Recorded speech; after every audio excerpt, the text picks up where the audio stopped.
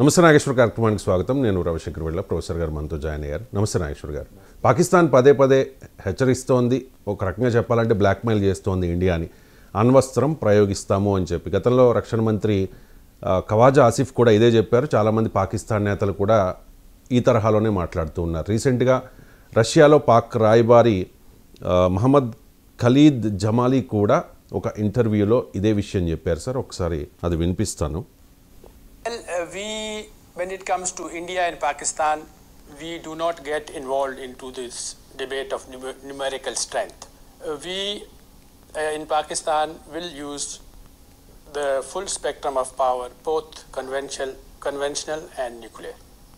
And I'll stop there. Right, sir. Conventional and nuclear రెండు కూడా ఉపయోగిస్తాము అని చెప్పి పదే పదే పాకిస్తాన్ భారత్ని బ్లాక్మెయిల్ చేస్తోంది, హెచ్చరిస్తోంది. ఏమంటారు?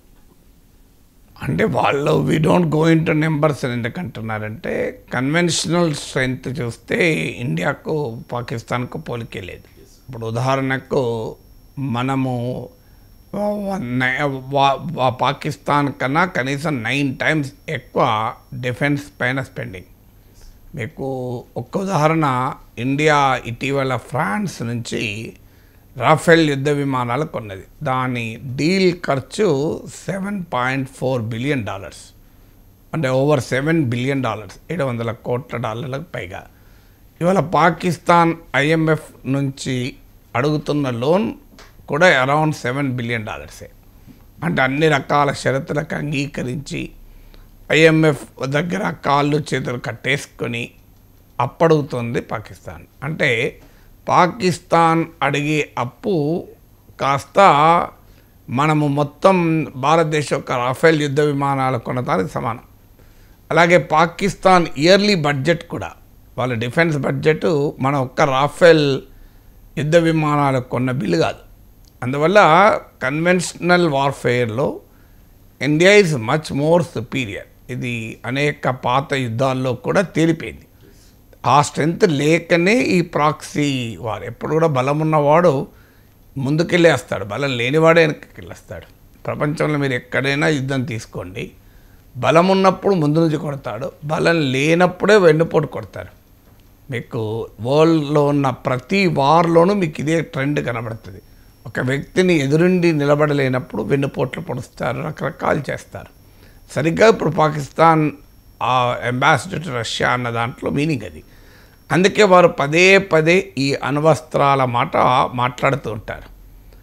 ఇది మీకు హనీఫ్ అబాసి అని మినిస్టర్ కూడా అన్నాడు, ఈ పాకిస్తాన్ వద్ద ఉన్న 130 అణ్వాయుధాలు ఇండియాను వైపే చూస్తున్నాయని, మాకు గోరీ, గజనవి, షహీన్ మిసైల్స్ ఉన్నాయని, తాజాగా 450 kilometers రేంజ్ ఉన్న అబ్దాలీ మిసైల్ కూడా టెస్ట్ చేశారు మరోసారి. అది యాక్చువల్గా ఇదివరకే టెస్ట్ చేశారు, ఇంకోసారి ప్రయోగించారు కేవలం చూపెట్టుకోవటానికి. అందువల్ల ఈ న్యూక్లియర్ బ్లాక్మెయిల్ అనేది పాకిస్తాన్ స్వభావం. దీనికి ఇది మనకు ఒక రకంగా ఇవాళ యునైటెడ్ నేషన్స్కి వెళ్తున్నట్టుంది పాకిస్తాన్. భారతదేశానికి ఒక ఆపర్చునిటీ, ఎందుకంటే ప్రపంచం దేనికైనా రియాక్ట్ కాకపోయినా అణ్వాయుధాలకు రియాక్ట్ అవుతుంది. ఎందుకంటే ప్రపంచానికి తెలుసు అణ్వాయుధాల వినాశకర పరిణామాలు ఏంటని. ఇప్పటికీ హిరోషిమా, నాగసాకి మనను కలవర పెడుతూనే ఉంటుంది. అందువల్ల ప్రపంచానికి ఏ న్యూక్లియర్ ఫ్లాష్ పాయింట్ వచ్చినా ప్రపంచం ఉలిక్కి పడుతుంది. అందుకే ఇది ఒక ఆపర్చునిటీ.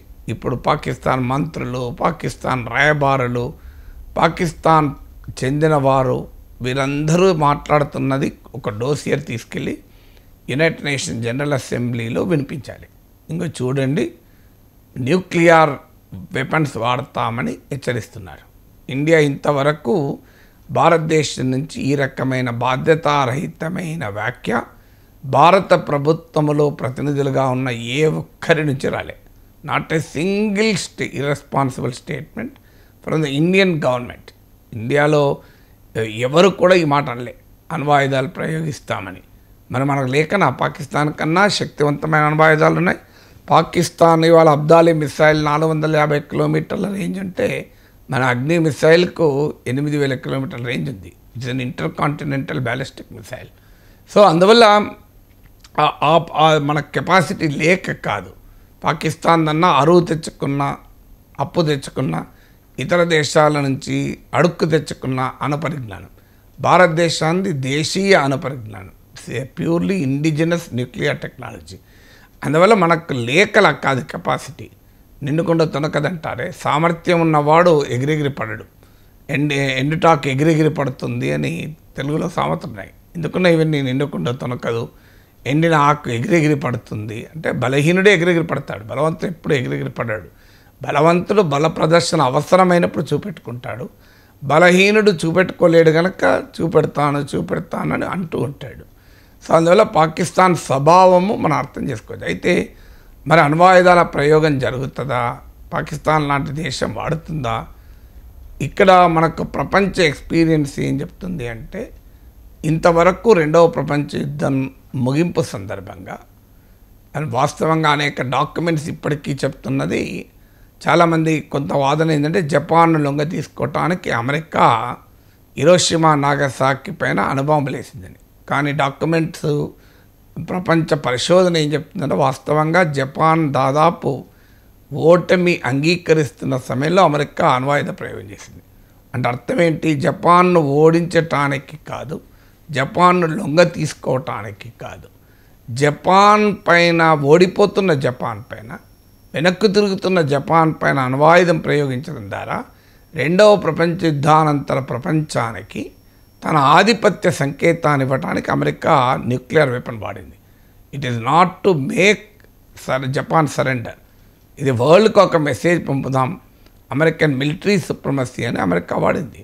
కానీ ఆ తర్వాత అనేక సందర్భాల్లో world has come to the brink of nuclear confrontation, అంటే అణు సంఘర్షణకు సమీపం దాకా వచ్చిన ఉదాహరణలు ఉన్నాయి. మీకు క్యూబన్ మిసైల్ క్రైసిస్ అని, కోల్డ్ వార్ పీరియడ్లో సోవియట్ యూనియన్ వెపన్ మిసైల్స్ను క్యూబా ఆహ్వానం మేరకు క్యూబాలో మోహరించినప్పుడు అమెరికా క్యూబాను దిగ్బంధనం చేసింది. ఆ దశలో ఆల్మోస్ట్ న్యూక్లియర్ వార్ వస్తుందా, మూడో ప్రపంచ యుద్ధం వస్తుందా అన్న టెన్షన్ ఏర్పడింది. తర్వాత అమెరికా సోవియట్ల మధ్య కొద్దిన ఒప్పందం ప్రకారం క్యూబన్ మిసైల్ క్రైసిస్ డిఫ్యూజ్ అయింది. అప్పటి నుంచి మొదలు పెడితే లేటెస్ట్గా ఉక్రెయిన్ వార్లో న్యూక్లియర్ బటన్ ప్రెస్ చేస్తామంటూ రష్యా లాంటి సెకండ్ మోస్ట్ ఆర్ ఆల్మోస్ట్ అమెరికాతో సమాన స్థాయిలో కాకపోయినా next important nuclear power Russia. అలాంటి రష్యా కూడా పదే పదే ఈ మాట వాడింది. కానీ మనకు అర్థం కావాల్సింది ఏంటంటే, ఈ nuclear weapon is not a weapon of war, it's a weapon of deterrence అంటారు. ఇది యుద్ధానికి ఉపయోగించుకునే ఆయుధం కాదు, ఇది దాడిని నిరోధించడానికి వాడే ఆయుధం. అంటే రెండింటి మధ్య తేడా ఏంటంటే, ప్రత్యర్థుల్ని అటాక్ చేయడానికి వాడరు, ప్రత్యర్థి నుంచి దాడిని నివారించుకోవడానికి వాడతారు. చూడండి, మా దగ్గర అణ్వాయుధాలు ఉన్నాయి అంటే ఎవడు కూడా అటాక్ చేయడానికి వెనకాడతారు. బలమైన దేశం కూడా బలహీనమైన దేశం పైన అణ్వాయుధాలు ఉన్నాయన్నప్పుడు దాడి చేసేందుకు వెనకాడతారు. అందుకే ఇప్పటికీ ఇరాన్ పైన అమెరికా బెదిరిస్తోంది, అంతు చూస్తామంటోంది. కానీ అమెరికా కానీ ఇజ్రాయిల్ కానీ ఇప్పటికీ ఇరాన్ ధ్వంసం చేయడానికి ఆయుధాలు ప్రయోగించడం లేదు. ఎందుకంటే ఇరాన్ దగ్గర అణ్వాయుధాలు ఉన్నాయేమని అనుమానం. అందుకే ఇప్పటికీ అమెరికా ఉత్తర కొరియా విషయంలో ఎగురుతుంటుంది, దునుకుతుంటుంది. కానీ ఉత్తర కొరియాని ఏమనదు. ఆఖరికి అమెరికా అధ్యక్షుడు ట్రంప్ వచ్చి కిమ్తో కలిశాడే తప్ప ఉత్తర కొరియాను ఇరాక్ లాగానో లేకుంటే మీకు లిబియా లాగానో అమెరికా ఆక్రమించలేదు. రష్యా ఉక్రెయిన్ లొంగ తీసుకున్నట్లు అమెరికా ఇరాన్ను, నార్త్ కొరియాను చేయలేదు. ఎందుకంటే దట్స్ కాల్డ్ న్యూక్లియర్ డిటరెన్స్, నిరోధక సామర్థ్యం అంటారు. అందువల్ల పాకిస్తాన్కు ఈ ప్రపంచంలో అణ్వాయుధాల చరిత్ర తెలిస్తే, అణ్వాయుధాల ఉన్న ప్రత్యేకత, లిమిటేషన్లు అర్థమైతే ఈ వాదన చేయరు మేము అణ్వాయుధాలతో దాడి చేస్తామని. ఎందుకంటే it is not a weapon of war, it is a weapon of deterrence. ఇక రెండవది, అణుయుద్ధం అంటూ వచ్చే ప్రమాదం ఉంటే world will not keep quiet. ఏ వారైనా ప్రపంచం ఉపేక్షిస్తుందేమో, కానీ ఆ ప్రాంతంలో వారిది, ఇది మాకు సంబంధం లేదు కదా అనో, లేదా కొంతవరకు అంగీకరిస్తుందేమో. కానీ అణ్వాయుధ ప్రయోగం జరగబోతుంది అన్నప్పుడు world will not keep quiet. ఎందుకు? ఇండియా పాకిస్తాన్లు యుద్ధం చేసుకుంటే అది రీజనల్ కాన్ఫ్లిక్ట్ అంటారు, అది ప్రాంతీయ సంఘర్షణ. రష్యా యుక్రెయిన్ కొట్టుకున్నాయి, మన పైన పరోక్ష ప్రభావం పడింది కానీ ప్రత్యక్ష ప్రభావం పడలే. ఇజ్రాయెల్ పాలస్తీనాలు దశాబ్దాలుగా కొట్లాడుకుంటున్నాయి. వెస్ట్ ఏషియాలో అనేక వార్స్ జరిగాయి, వీటి పరోక్ష ప్రభావమే తప్ప మన పైన ప్రత్యక్ష ప్రభావం పడలే. కానీ ఎప్పుడైతే అణ్వాయుధాలు వస్తాయో ప్రపంచం మీద పరోక్ష ప్రభావం కాదు, ప్రత్యక్ష ప్రభావం పడుతుంది. ఎందుకంటే nuclear weapons do not respect geography, nuclear weapon do not respect sovereignty. అంటే దేశాల సార్వభౌమాధికారం, దేశాల భౌగోళిక నైసర్గిక స్వరూపాన్ని అణ్వాయుధాలు గుర్తించవు. అణ్వాయుధం అంటూ పడితే దాని ప్రభావము దేశాలను దాటి ఉంటుంది. ఇప్పుడు ఉదాహరణకు పాకిస్తాన్ కనుక ఇండియా బార్డర్లో న్యూక్లియర్ అటాక్ చేస్తే పాకిస్తాన్కే ప్రమాదం ఉండదు, అది చైనాకు కూడా దాని ప్రభావం ఉంటుంది, మియన్మార్కు ఉంటుంది, ఈ ప్రాంతంలో ఉన్న సరిహద్దు ప్రాంతాలన్నిటిపైన ఉంటుంది. దీన్ని అందుకే న్యూక్లియర్ వింటర్ అంటారు. అంటే అణ్వాయుధాల ప్రయోగం జరిగినప్పుడు భయంకరమైన వాతావరణ పరిస్థితులు వస్తాయి. అందువల్ల న్యూక్లియర్ అటాక్ అనేది it is not a geographical confined phenomenon. అందువల్ల వరల్డ్ రియాక్ట్ అవుతుంది, వరల్డ్ ఊరుకోదు. ఇది రెండవ కారణం. మూడో కారణం ఏంటంటే దీని కాన్సిక్వెన్స్ చాలా తీవ్రంగా ఉంటుంది. ఏ రెస్పాన్సిబుల్ కంట్రీ అయినా బాధ్యతారహితమైన దేశం అణ్వాయుధాలు ప్రయోగించదంటే సులభం కాదు. ఎందుకంటే అణుపరీక్షలు జరిపితేనే దశాబ్దాల ఆంక్షలు ఎదుర్కోవాల్సి ఉంటుంది. 1974లో భారతదేశం తొలిసారి అణుపరీక్షలు జరిపినప్పుడు, 1998లో రెండవసారి అణుపరీక్షలు జరిపినప్పుడు కూడా ఈ అనుభవం ఉంది మనకు. తీవ్రమైన అంతర్జాతీయ ఆంక్షలను ఎదుర్కోవాల్సి ఉంటుంది. వాళ్ళు ఇప్పుడు ఇరాన్ పైన అమెరికా దశాబ్దాలుగా ఆంక్షలు ఏంటి, మీరు అణ్వాయుధాలు తయారు చేస్తున్నారనే కదా. సో అందువల్ల a responsible nation, a responsible leadership కూడా ఈ తీవ్రమైన ఆంక్షల ప్రభావాన్ని కోరుకోదు. అందులో పాకిస్తాన్ లాంటి దేశం ఈ ఆంక్షల్ని ఎదుర్కోవడం కూడా సాధ్యం కాదు. ఈ మూడో కారణం ఇది. అయితే ఇక్కడ సమస్య వస్తుంది, మరి పాకిస్తాన్ రెస్పాన్సిబుల్ నేషను కాదు, పాకిస్తాన్ లీడర్షిప్ రెస్పాన్సిబుల్ లీడర్షిప్ కూడా కాదు. అందువల్ల ప్రభావం, మరి ఆ ప్రమాదం లేదా? ఎందుకంటే పిచ్చోన్ చేతిలో ఒక ప్రమాదకరమైన ఆయుధం, నేను కూడా గతంలో చెప్పాను కూడా మీకు, అమెరికా రాయబారి ఇండియాలో 74లో న్యూక్లియర్ టెస్ట్ ఇందిరాగాంధీ ప్రభుత్వం జరిపినప్పుడు ఇందిరాగాంధీని కలిసి ఒక మాట అంటాడు, you are doing a very dangerous game. మీరు అణ్వాయుధాలు టెస్ట్ చేశారు, ఇప్పుడు పాకిస్తాన్ కూడా అదే పని చేస్తుంది. కానీ ప్రమాదం ఏంటంటే వాళ్ళు మూర్ఖులు, గురువారం థర్స్డే లోప మాకు కాశ్మీర్ ఇచ్చేయండి, లేదా ఫ్రైడే రోజు స్వర్గంలో కలుసుకుందామంటారు. వాళ్ళు చచ్చిపోయి మిమ్మల్ని చంపడానికి రెడీగా ఉంటారు. వారు they are like a suicide squad. So ఆత్మాహుతి దళాల లాంటి దేశం అది. మరి ఆ దేశం చేతిలో న్యూక్లియర్ వెపన్ ఎలా ఎదుర్కొంటారు అని ఇందిరాగాంధీ ప్రభుత్వాన్ని ఆ రోజు ఉద్దేశించి మాట్లాడిన మాటలు అమెరికా రాయబారి. సో అందువల్ల పాకిస్తాన్కు ఉండే స్వభావము సూసైడ్ స్క్వాడ్లను నిర్మించేటువంటి దేశం అది, ఆత్మాహుతి బలగాలని కూడా ప్రయోగించే దేశం అది. అలాంటి దేశం తన దేశ ప్రజల నాశనమైనా మంచిదే, తన దేశం సర్వనాశనమైనా మంచిదే అని ఒక విద్వేషాల పునాది మీద ఏర్పడిన దేశం, ఇప్పటికీ విద్వేషాల పునాది పైన మనుగడ సాధిస్తున్న దేశం. అందువల్ల మరి ఈ దాడి చేయదా అన్నదాడి, దట్ పాసిబిలిటీ ఉంటుంది. అందుకే భారతదేశం కొట్టిపారేయడం లేదు కదా. దీన్ని ఎలా ఎదుర్కోవాలంటానికి భారతదేశం వ్యూహం రచించాలి. ఒకటి వ్యూహం ఏంటి అంటే యునైటెడ్ నేషన్స్లో ఇవాళ రైజ్ చేయాలి ఇండియా. చూడండి, పాకిస్తాన్ న్యూక్లియర్ వెపన్స్ వాడుతూ అంటుంది, అణ్వాయుధాలు వాడితే మరి ప్రపంచం ఊరుకుంటుందా, ప్రపంచం ఉపేక్షిస్తుందా, ప్రపంచం అంగీకరిస్తుందా అని ఇది ఒక్కసారి పాకిస్తాన్కి ఈ అవకాశం ఇస్తే రేపు వేరే దేశాలు చేయవా? వేరే దేశాలు చేసినప్పుడు ఆపగలిగే సామర్థ్యం ప్రపంచానికి ఉంటుందా? Are you not giving legitimacy to nuclear weapons అనేది మనం వరల్డ్లో బలంగా డిప్లొమాటిక్గా లేవనెత్తాలి. అంటే ఏ అంశాన్ని అయితే వాడుకొని ఇండియాను బ్లాక్మెయిల్ చేయాలని పాకిస్తాన్ చూస్తుందో ఆ అంశంతోనే పాకిస్తాన్ను ఐసోలేట్ చేయాలి. ఎవ్రీ క్రైసిస్ గివ్స్ ఎన్ అపార్చునిటీ. ఇప్పుడు nuclear blackmail is a crisis. Opportunity ఏంటి?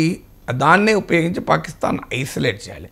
రెండవది ఏంటంటే స్ట్రాటజిక్ పాలసీలో వ్యూహాత్మకంగా ఇది పూర్తి స్థాయి యుద్ధము లేదా అణుయుద్ధం వైపుగా వెళ్ళకుండా మన అటాక్ ఉండాలి. నేను డే 1 నుంచి ఇదే చెప్తున్నాను. చాలామంది యుద్ధం అని రంకరేస్తుంటారు సోషల్ మీడియాలో. డే 1 చెప్తున్నాను, పాకిస్తాన్కు బుద్ధి చెప్పాల్సిందే. పాకిస్తాన్కు నిర్ణయాత్మకమైన బుద్ధి చెప్పాలి, డిసిసివ్గా బుద్ధి చెప్పాల్సిందే, మళ్ళీ మామూలుగా కాదు.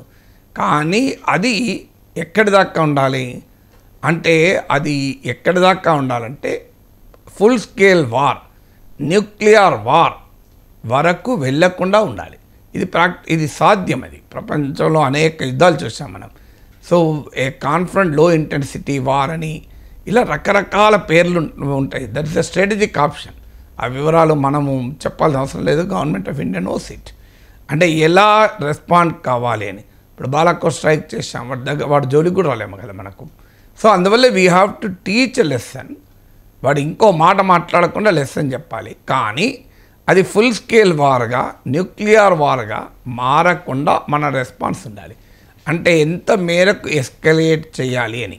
ఇప్పుడు ఎంత మేరకు ఎలాస్టిసిటీ ఉంటుంది. ఇప్పుడు మనం ఒక ఎలాస్టిక్ ఐటమ్ ఇలా లాగుతుంటాం. ఎక్కడి దాకా లాగుతాం? మ్యాక్సిమం తెగకుండా ఉండేంతవరకు లాగుతాం. మీరు ఒక బెలూన్ ఉంది, బెలూన్ను మనం గాలి కొడుతూనే ఉంటే అది బల్జ్ అవుతుంటుంది. ఎక్కడ ఆపుతాం మనం? చిన్న పాప కూడా బెలూన్ ఎక్కడ ఆపుతుంది? బల్జింగ్ పగిలిపోతుంది అనుకున్న దగ్గర ఆగుతుంది. సో బెలూన్ లాగానే ఇది కూడా situation. So you escalate the situation. అంటే బెలూన్ పెంచుతూ ఉంటాం, మనం ఎస్కలేట్ చేస్తుంటాం. ఎక్కడ వరకు బ్రేకింగ్ పాయింట్ రానంత వరకు చేస్తాం. అప్పటికే బెలూన్ చాలా అట్రాక్టివ్గా మారిపోతుంది, ఇక్కడేమో డిస్ట్రక్టివ్గా మారిపోతుంది. అందువల్ల ఆ స్ట్రాటజిక్ రెస్పాన్స్ ఇండియా చేయాలి, చేస్తుంది. మన నమ్మకం నాలంటోడు చెప్పాల్సిన అవసరం లేదు భారత ప్రభుత్వానికి. సో అందువల్ల ఇది రెండవ ఎగ్జాంపుల్. ఇక పాకిస్తాన్ చెప్తున్నది ఏంటంటే టాక్టికల్ న్యూక్లియర్ వెపన్ వాడతాము అని అంటున్నారు. న్యూక్లియర్ వెపన్స్లో 2 రకాలుగా ఉంటాయి. ఒకటి స్ట్రాటజిక్ న్యూక్లియర్ వెపన్ అని, రెండోది టాక్టికల్ న్యూక్లియర్ వెపన్ అని.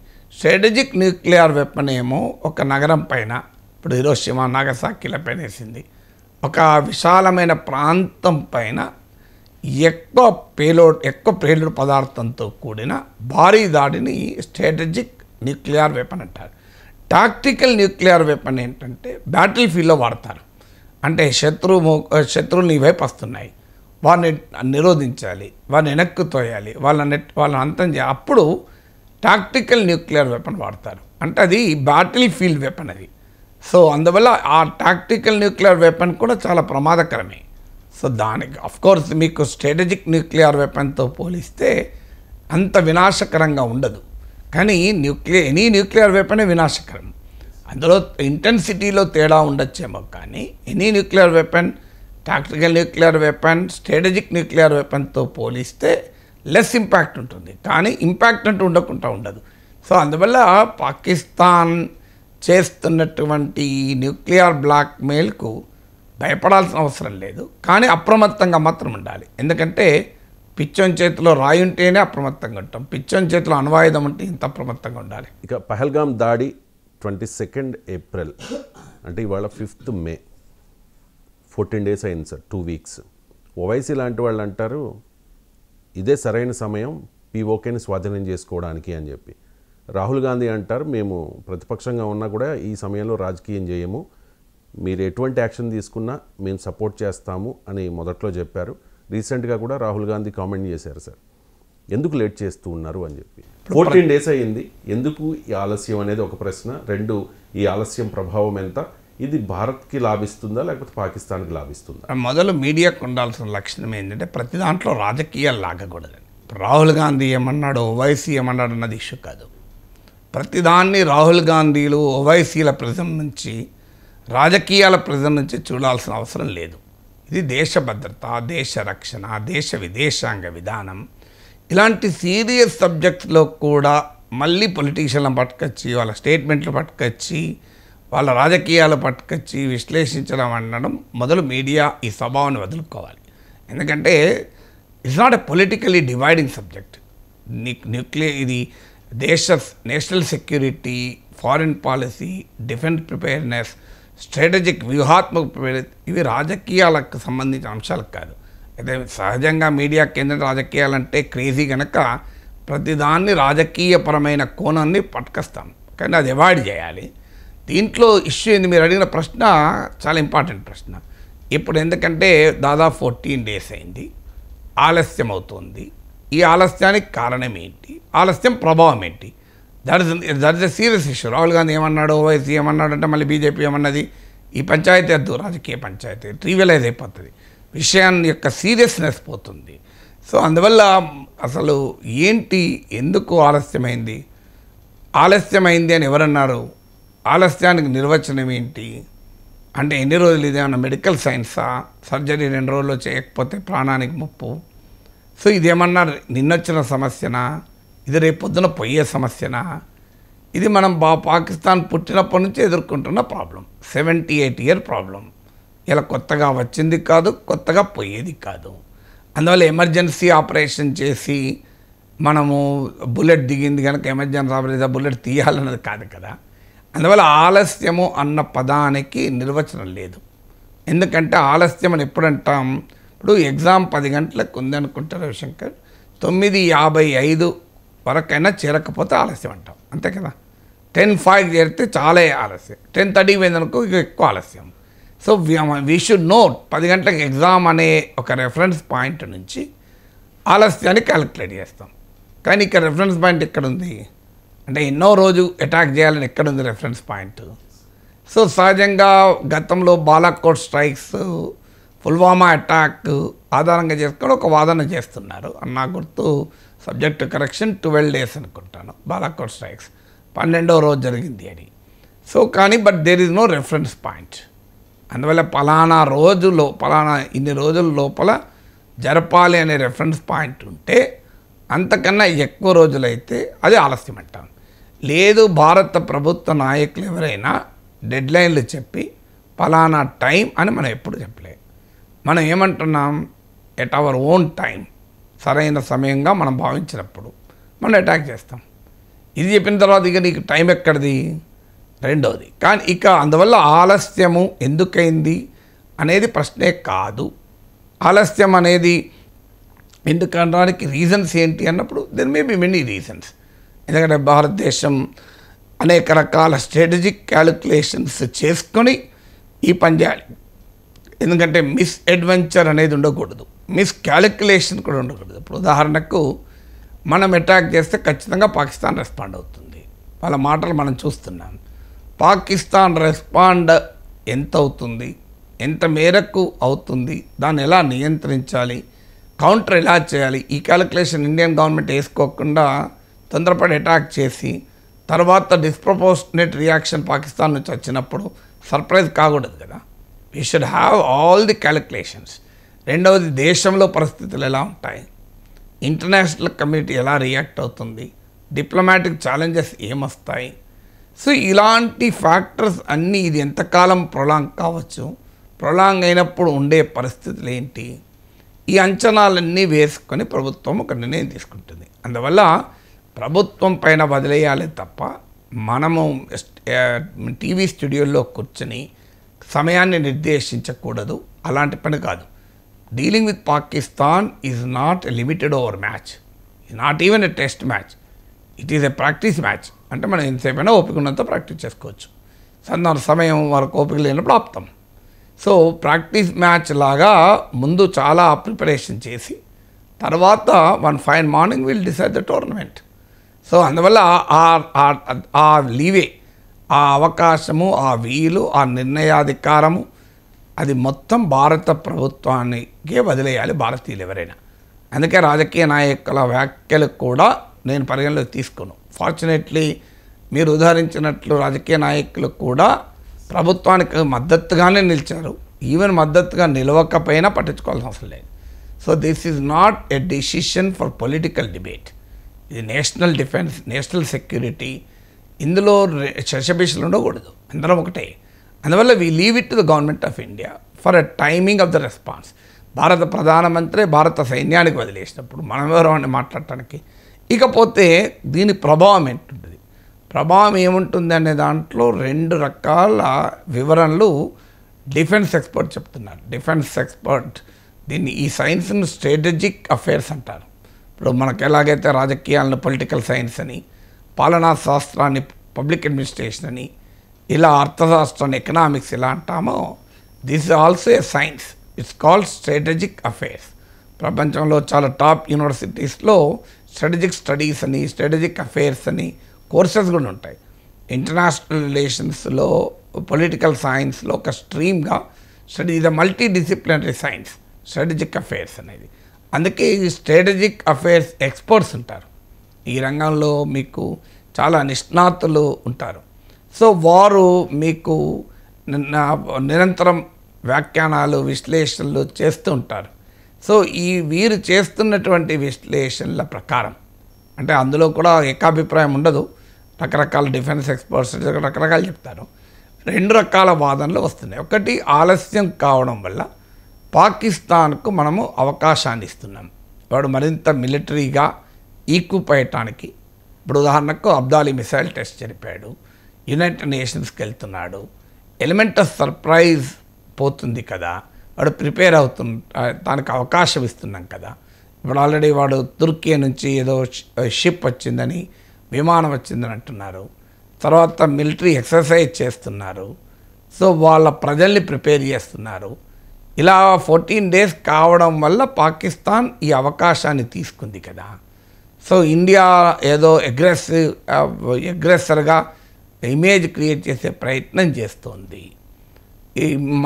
అందువల్ల ఇది పాకిస్తాన్కు ఈ డిలే, ఒకవేళ డిలే అయితే సో అవకాశాన్ని ఇస్తుంది కదా అనేది ఈ సమయం. డిలే అనుడు కన్నా న్యూట్రల్ వర్డ్ ఏంటంటే ఈ సమయం, అవకాశాన్ని ఇస్తుంది కదా అని మొదటిది. రెండవది ఏంటంటే ఇంటర్నేషనల్ కమ్యూనిటీ ప్రెషర్ కూడా మన మీద పెరుగుతూ ఉంటుంది. ఇమీడియట్గా అటాక్ చేసామనుకోండి, పక్కన పెట్టుకోడు, వాడో పక్కింటి వాడు నేను వచ్చి కొట్టాడు దెబ్బ, నీవు వెంటనే కొడితే అటుపక్కోడు ఇటుపక్కోడు వచ్చే లోపల కొట్టిపడేస్తే అయిపోతుంది.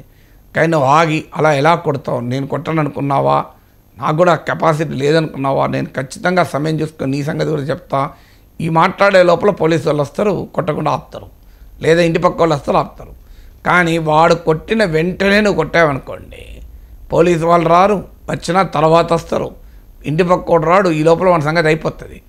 సో అందువల్ల ఇది కూడా ఇంటర్నేషనల్ కమ్యూనిటీకి మనకు అవకాశాన్ని ఇస్తున్నాం కదా.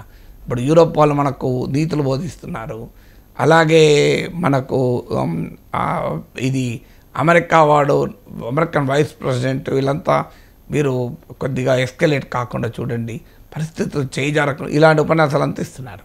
సో అందువల్ల ఈ సమయము మరింతగా సమయం గడుస్తున్న కొద్దీ ఇంటర్నేషనల్ డిప్లొమాటిక్ ప్రెషర్ పెరుగుతుంది. ఇది రెండవది. మూడవది ఏంటంటే ఇండియన్ సొసైటీలో కూడా అసహనం పెరుగుతూ ఉంటుంది. మీకు ఇప్పటికే ప్రజల్లో ఎంత ఉంది అంటే సంగతి తేల్చాలి అనేది. ఒక డెమోక్రసీలో governments are also impacted by the domestic public opinion.